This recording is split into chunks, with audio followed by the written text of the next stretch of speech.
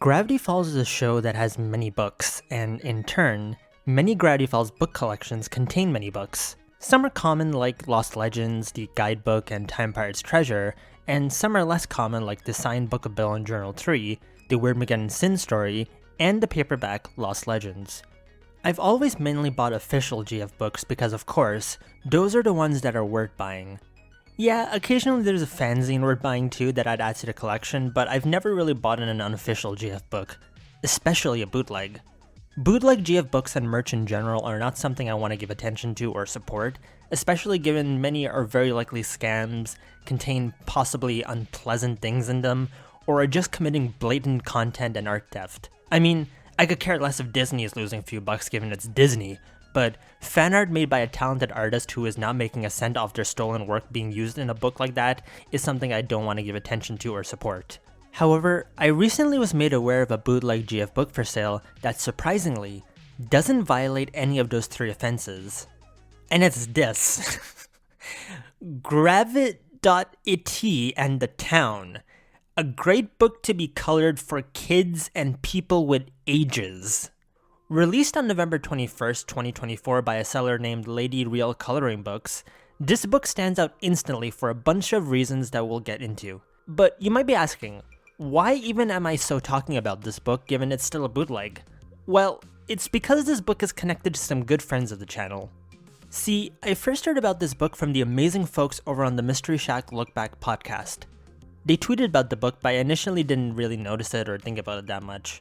I thought it was just another goofy bootleg GF book like the ones in the past I would find and joke about, and they were sharing it for folks to see for similar reasons. But then I got a message from podcast co-host Charlie asking me if I was down to review the book in a video. I asked him a bit about it, and I had to facepalm when I realized my inability to read tweets made me miss all of the important details about this book. The book had been published by Millie, who was a guest star on the podcast's original Treasure episode. To quote, Millie released a parody of a bootleg merch in the form of a far worse Gravity Falls book. So this is in turn a parody of a bootleg book, and you should all buy a copy if you can and support a transgender artist and or commit copyright infringement of Disney. Which, if making this video gets me a lawsuit, Charlie, I'm billing you my legal fees. Just kidding. But anyways, things got crazier because before I really knew about that, I tweeted some of the preview pages and mentioned how they look like something Alex Hirsch would have nightmares about. And guess who showed up in the replies? Yeah, Alex Hirsch showed up and took all the credit. Note to self, assume Alex Hirsch reads all my tweets now. Oh my god. But it was super funny seeing him react to this book, and with Alex Hirsch's stamp of approval on it now, I decided why not, and I bought a copy. Now, I should stress, while I have spoken to Millie about the book, and I was asked if I wanted to do a review of it, I've not been paid or anything to talk about this. I just found the whole thing to be very hilarious, and quite frankly, I see this more as a fan project from some friends I want to support. So this is not really going to be a real book review as the book itself was made for fun and as a parody of real bootlegs, but I figured why not treat this video like a real review and have a bit of a lighthearted fun with it. So yeah, there's that. But with that said, here's my quote-unquote review of Gravity Town. Now, here's the book itself, and I'll include a little bit of my initial reactions to it when I first opened the Amazon package. Okay, so it's arrived. So let's see what looks like inside here. Holding one here and then, oh my god.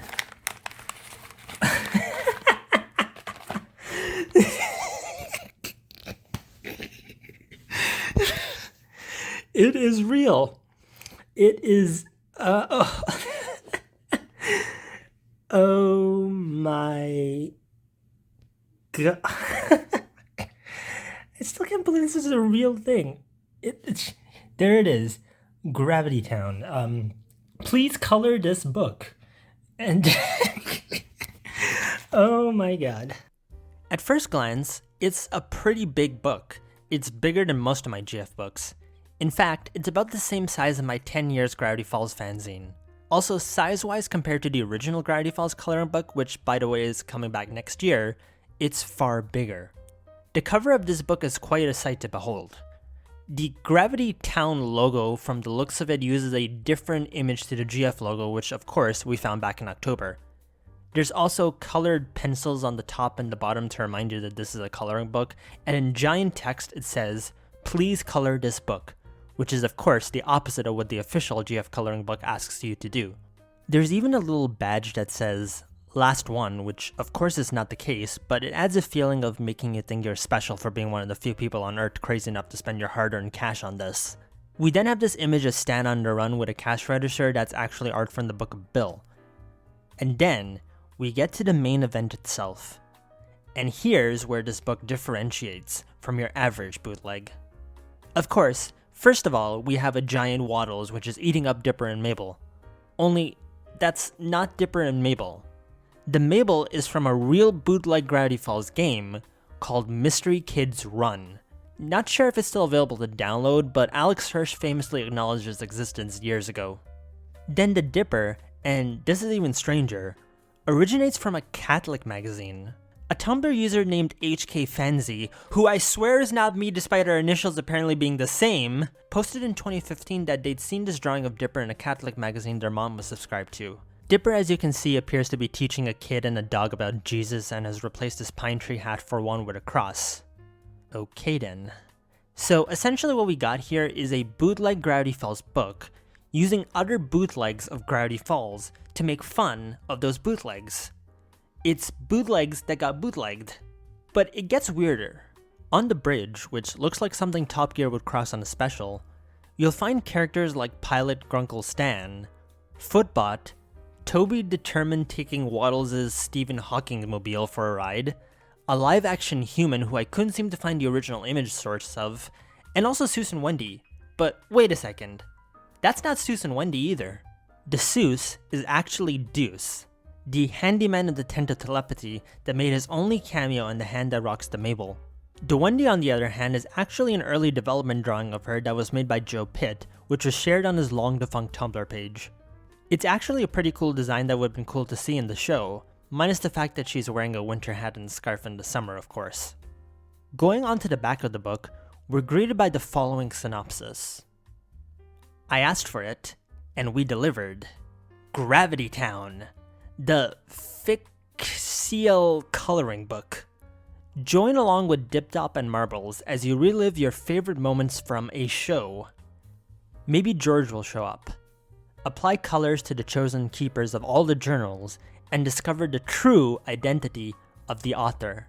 Explore the rich and joyful life of Pyramid Steve. Trust us when we say that you won't find quality like this. You can even use markers. So, what are you waiting for? Submit your money to the dealer of this book and enjoy your copy today. By the way, the name Gravity Town and the thing about George showing up is actually another very specific Gravity Falls fandom reference you really need to know your lore about to understand. The reference in question is in relation to a tweet Alex Hirsch made in 2016 when Gravity Falls got put on Hulu, and someone asked him if there would ever be a GF box set. He replied to it with the following video. In their infinite wisdom, the marketing geniuses over at the channel have decided that they hate money and will never make a Gravity Falls DVD ever. But that won't stop me from making my own DVD. It's called Gravity Town. It's from Grunkle Stan Productions. It has no relation to Gravity Falls. And for all you know, it might just be episodes of Seinfeld with my voice dubbed over it. And you can have it for only $1,000. Buy the DVD. See all the episodes of Dip Dop as he goes around the town to find maybe George and Kramer sometimes. Come step right up. So, yeah, that's what this is all about. And of course, as we all know, we did get a DVD, so it all worked out in the end, even though it's been discontinued since. But anyways, on the back of the book, you'll find a giant Seuss and smaller Wendy from Society of the Blind Eye. Seuss again, but in Waddles' body, bootleg Dipper from Mystery Kids Run, and also unnamed bearded fisherman from Legend of the Gobblewonker? Bro's about to get more development in this book than Wendy did all series. Plus, you can see a few of the preview pages from the book, including our old pal, Pyramid Steve. And by the way, if you don't know who Pyramid Steve is, he's a sort of bootleg Bill Cipher OC that Alex Hirsch created in an Unspirit Halloween costume meme and tweeted as part of a contest he held in October. Fans loved it and made ardent memes of it, myself included, and he's sort of become an unofficial member of the show even though he's not at all canon. It's pretty hilarious, honestly. But now, what you're all here for. What exactly is inside of this book? I won't show you all the pages, but some of the funniest things I saw in it. The very first page is this mess with a ton of different characters, and overall is just hilarious to see. Also, Pacifica has been shrunk and put on top of Grunkle Stan's fez, so there's that. Every page is one-sided and has a page number on the previous page with the book's name on it. Imagine being a tree and finding out you died for this. Still, better than dying for AI or a shady Ontario government deal. One thing you'll find in this book is that there's a lot of nukes. I mean, I think there's more nuclear missiles in this book than there were in Cuba in 1962. You can see here a bunch of them heading towards Stan while his ex-wife's aim has finally gotten better. Ida, as you can see, is back to finish the job. We also have Patrick in this book, which is just asking for a lawsuit from Nick, as well as Grunkle Stunkle wins the Funkle Bunkle, but at what cost?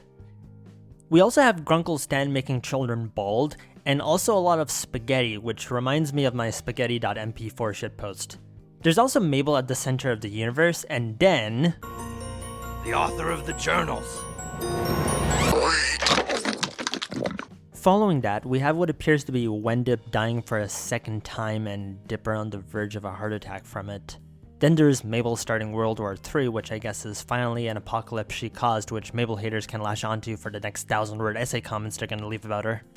Then we have Gideon getting the Marcy Wu treatment. I just need to... Followed by the Mystery Shack crew trying to stop Dogwood a blog from happening with a plate of spaghetti flexing its Second Amendment rights. Also, as the synopsis said, there is a Pyramid Steve section, and in it, we see Steve and Mabel getting along well, with a very jealous Bill Cipher in the background. Also one of the characters voiced by a Make-A-Wish kid. Then we see Bill attacking Steve and Mabel terrified. The moon is also slowly crashing to Earth like it's the Amphibia finale. Things take a very dramatic turn as we then have Dipper having to tell a distraught Mabel that Steve is likely not gonna make it, and as Bill Cipher watches in joy out of the window. Also, there's another plate of spaghetti flexing its medical degree. It then ends tragically with the death of Pyramid Steve. My man never got to make it into canon before dying. Alas. Also, Gideon died, but who cares? R.I.P. Pyramid Steve. Skipping ahead, of course, to not spoil everything in case you're crazy enough to buy this, we now have here Pacifica being launched out of Earth because she's apparently now banned forever, and with that, the Pacifica has now also died alongside Wendip. Oh, also Seuss is now the moon, apparently? The book eventually ends with Grunkle Stan giving Deuce the Louis XVI treatment. There's also an extra page that says this book was manufactured by Amazon Canada in the town of Bolton, Ontario. So, nice to know that this book was brought out of the pits of hell it was designed in, and then made here in Canada. And that, in a sense, was Gravity Town. Like I said, I didn't go over every page to not spoil the whole thing, but I can assure you that this book is wild, and in a good and hilarious way. I love how there's so many specific references and things in this book that you really need to be a hardcore Gravity Falls fan to understand. It's not something a regular bootleg GF book would do. You can really tell that this was made by a fan. Of course, there is no comparing it to the original official GF coloring book, but it's, in my opinion, just as chaotic and just as cursed feeling as it is. Plus, like the GF coloring book, it's tied to a podcast. Somehow, it manages to create new Gravity Falls art and stories for us to see, like the original GF book did, but using existing assets for the show, whereas the official book was all original art. And speaking of art, there isn't a single piece of fan art in this book, and that's on purpose and another reason why I was okay with supporting this book. The Mystery Shack Look Back team let me know that Millie ensured that there was no fan art used in this book, just original GF art or PNGs from episodes or production art, and of course a lot of nukes and spaghetti. And that's another reason why this is a good book. Other bootleg GF books of this kind will likely just use stolen fan art, oftentimes without likely knowing it is, given many are probably just free to download assets that could be found online that were already stolen, but in turn, it means the artist who made that work has had art they likely never gave permission to be used, put in a book that is now being used to make a profit, and they of course aren't seeing a cent. So, to not see anything like that in this book is a testament to how well or how less badly made this book was. So, a huge props therefore to Millie for doing a good job in creating a bootleg Gravity Falls book that is funny, cursed, and not stealing any artist's hard work. Of course, I wanted to get more insight into this book, so alongside all of this, I also reached out to Millie and asked some questions which she was happily able to answer. Here's all of that. Question 1.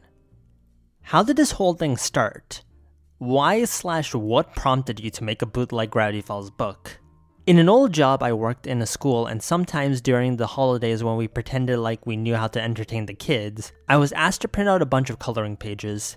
As I was looking for stuff up, I realized how easy it was to put together an image or two next to each other and change the context of the image shown. As for why now, my current career aspects have been shaky at best, and I'm trying to figure out my place in the world, as well as how I can use my unique skills and sense of humor to help me survive in the world. Question 2. How did you come up with the ideas that you did for this? Was it a case of randomness or just trying to one-up a non-fan-made GF bootleg book in terms of the cursed aspect?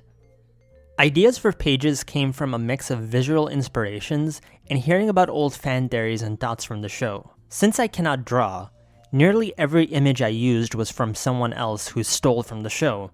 Seriously, do an image search for Gravity Falls coloring pages and I assure you, you'll find unofficial line art and moments from the show probably before you find the official coloring book. But some examples of visual inspiration I got were seeing that someone turned the moment of Grenda holding her sock puppet up by the needles into a coloring page and then realizing that she looked like she could be crucifying someone. But some examples of visual inspiration I got were seeing Mabel from the comic in her I Hate Cats shirt and thinking how easy it would be to change one letter and remove another into her declaring her hate for Patrick and instantly regretting it, and seeing a specific image of Dipper and thinking, this looks like a face that could be in a dystopian future Big Brother is watching you type poster. One of the theory-based inspirations was hearing someone early on in the show's lifespan thought that Toby Determined might be getting a journal, so I gave him one. My intent was never to make a cursed book. It was just that other bootlegs are usually just lazy and don't take advantage of the fact that you can do and should do whatever you want with the source material. People should go crazy when making bootlegs, and I think people tend to find my sense of humor a bit cursed. Question 3. What was your favorite thing about the whole book creating process and or specific moments or illustrations from the book that you loved making? Vice versa, what was something you hated about getting this made? My favorite thing about the book was definitely just making the individual pages. I think a good image should tell a story or convey a scene, in my opinion, which is why I rarely wouldn't just alter a character slightly and then move on to the next page. No, I wanted a big scene where you should see something happening and how it affects everyone else. I need to see Mabel launching the nukes and the panic in people's faces as they realize the untold destruction she's caused. As for the least favorite part, well, because these questions are asked in real time and I'm psychic, I know you're going to ask me about Amazon a bit, so I'll just hold off my comments on that, but the other big pain in the neck was just seeing what my options were for coloring pages/line art to use. As previously stated, I can't draw, so tracing over these show's frames wasn't going to happen, so for the most part, I had to use what was available to me, and between stealing from other thieves who had stolen from the show as well as model sheets from the Gravity Falls wiki, there was a lot, but you know what there wasn't a lot of? Stan and Seuss. I had to take the color out of Her aim is getting better! myself, and it shows. And Stan's most famous pose from the theme song where he's carrying the cash register? Yeah, no one thought to make line art of that. I had to steal the image from thisisnotawebsite.com and remove the color from that just to get him winning a single Funkle Bunkle. Still, that's specific moments that I wanted, which is leagues better than Mr. One Pose Seuss over here. With the exception of the hat holding pose I used on page 3, all Seuss had is a stupid default thumbs up pose. Seuss is in nearly every episode, so there really should be more than just that. Question 4. Did Amazon give you any issues when trying to get the listing up, or is it really just that easy to publish a book that is a massive DMCA waiting to happen? So, at first surprisingly, the biggest issue Amazon gave me was formatting. Something about text or the pages being too close to the edge of the pages and not being safe for bleeding, despite me having clicked on the go to edge of page to deal with bleeding option. So I was told to move things multiple times, but after I submitted for it and questioning for a third time, someone wised up and said, yeah, you don't own this. And when I said, I'm sorry, I thought bootlegs were allowed here, here's some examples of other bootlegs on your site, They suspended the Kindle publishing account I made, which meant I had to spend another 20 minutes making a new one. So if someone was going to make their own bootleg, the less time someone needs to look it over, the better. Besides that, the 3-day wait period between submitting the book and it going live was a bit suspenseful. Question 5. Do you have any plans for more bootleg GF books or merch like this, or was just a one-off project? As of the time of writing, holidays are coming up, so while releasing a Christmas book would be a great idea, I gotta focus on presents for people I know. However, I have thought about making a This Book Contains Bill or Story of Steve, as well as Sonic is a coloring book, Hedgehogs Have 3 movies? Bonus question. What's with all the nukes and spaghetti? I didn't intend to have so many nukes, but it just happened. Like, Mabel launching the nukes was a must, especially with that pose, and Ida shooting at Stan to show Her aim is getting better! Also a must, but the nukes in the horse Seuss page was the last thing added to that image. As for the spaghetti, I was finally catching up on listening to the Mystery Shack look back while I was making this, and in the Bottomless Pit episode, Ella has her famous Spaghetti Gate rant, where she asks the questions no one dared to ask. Why does Dipper have a plate of spaghetti? Why is it specifically his? So, just for Ella, Dipper now has a plate of spaghetti on every page he's in. And yes, every page he is in. Page 2 with the Mystery Shack has Tyrone, so it's not Dipper and they're not the same. Millie also answered a question regarding the numbering system of the book, which I didn't even catch on about till I read the answer. Once you get to a page number that has a 0 on it, like 10 or 20, it skips and then goes straight to the next number. So instead of 10 after 9, there's an 11 or 21 after 19 and so on. In explaining that, Millie said the following. As for why the pages are numbered like that, I went to download numbers 1 to 9 in the Gravity Falls font, and when I got to 0, this random website said, free stuff has expired for today, give money or come back tomorrow. So I chose the cheaper and faster option of forgetting out the count. Millie also added on how the book is inspired, like as I mentioned earlier, from the Gravity Town video Alex Hirsch made, and in turn, the book sort of serves as a realization of that. But yeah, that about wraps it up. A huge thank you to Millie for both answering my questions and, of course, making this book in the first place. Bootleg Gravity Falls books are not my thing, and obviously I would never buy them, but this book is just different. It's not made to be a bootleg GF book to try and make money off of the show, but more a parody of real ones and a proof of concept, sort of speak, of exactly what you can do with unrestricted access to such stuff. This book is a kind that could only be made by someone with a passion to do it. It takes a special kind of creativity and insanity to do this, and I love what it ended up being. I mean, with the official GF coloring book still months away from re-releasing, if you want a Gravity Falls book to color in, why not buy a book made by an actual fan and not a third-party seller who stole some fan art off Tumblr? Plus, this book has Pyramid Steve in it, and quite frankly, that's all I needed to give this book a 10 out of 10 stars. But for real, this book is a lot of fun and something both fans can enjoy and anyone who just likes coloring books. It's worth every penny. But with that said, that's the end of this video.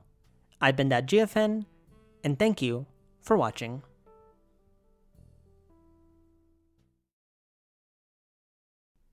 Oh hey, I just got a new email. Let me just check who this is from. Let's just see. A cease and desist from Disney?